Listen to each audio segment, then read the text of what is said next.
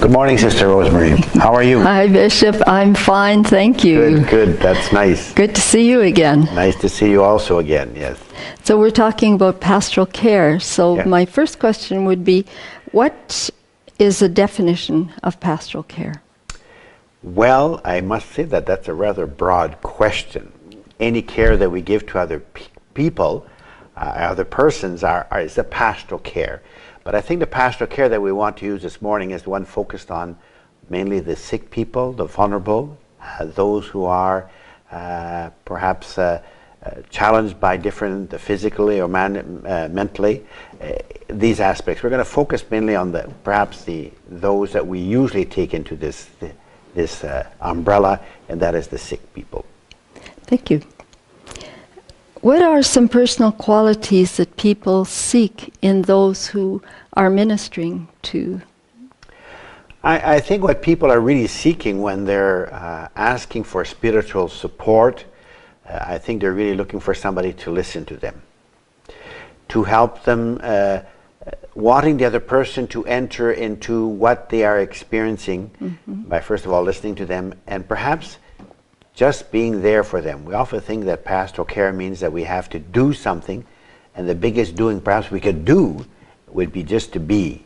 And that's where it is more challenging, because we always think we have to comfort them in different ways by saying something, and sometimes we do say the wrong words. That's right. And that's so it's very interesting to be listening and to be very attentive what they are searching for, what they are seeking for, so that we can respond to it and not impose what we think they are. That's right, because it's their agenda, not ours. That's right. That's right. We're following their agenda as a sick person who is perhaps facing terminal cancer after an accident, or even the families that is with the person who is injured, who is dying.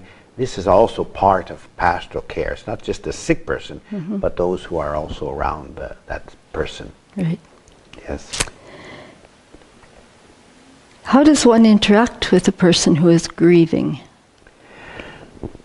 I think the best way to react to somebody who is grieving is first of all listen to what is really bothering them. Listen to their hurt. Listen to what they are experiencing. How they see God in all this. Let them talk about their God. Let them talk about their pain. So I think the biggest part in grieving is just to be a listening board. And sometimes a bulletin board, you can also say, because that's where we're going to throw all their frustrations to you. Let them do that. And you just be quiet. Don't get involved in the emotional thing of it too much, because then you cannot really help that person. Yes. And it has to be a listening with compassion. That's right. Right? Exactly. Yeah, it's not a listening just to say I heard her story.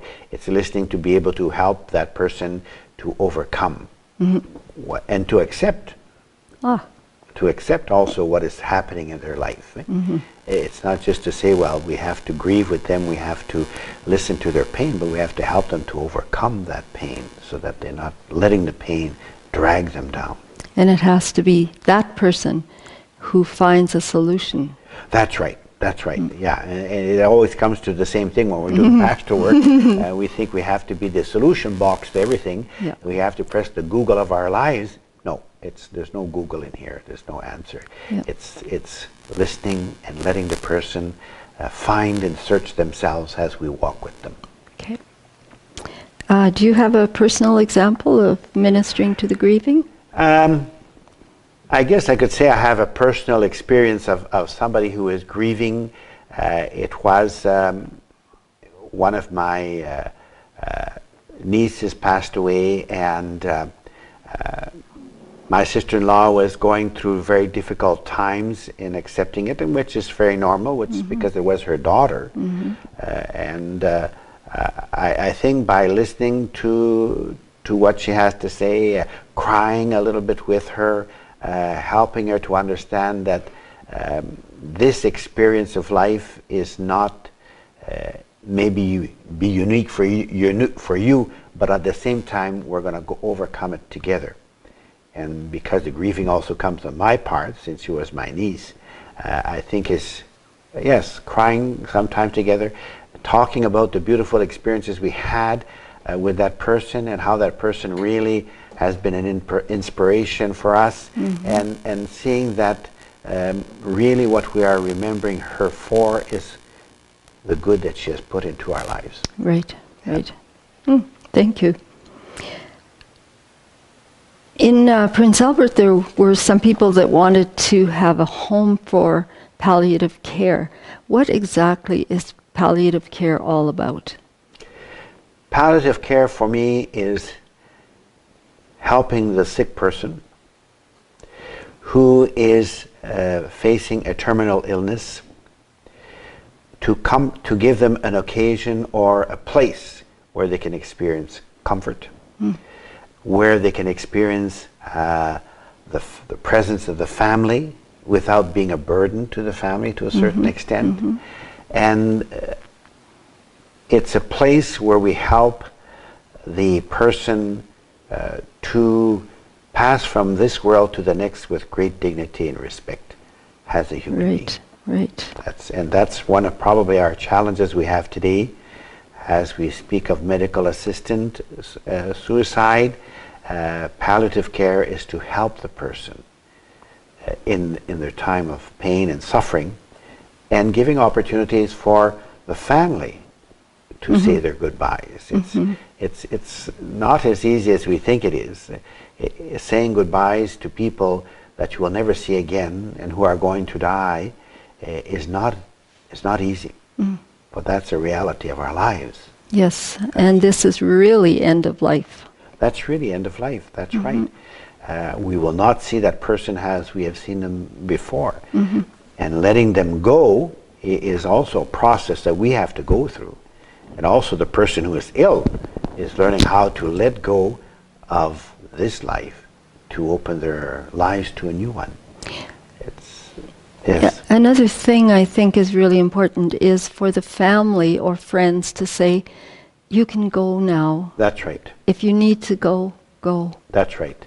Go in peace. Yes, go in peace. Don't let me hold you back. Yeah, right. So that's really very important to point out. And palliative care gives that time as we try to give them the comfort they need in their last moments. Yes.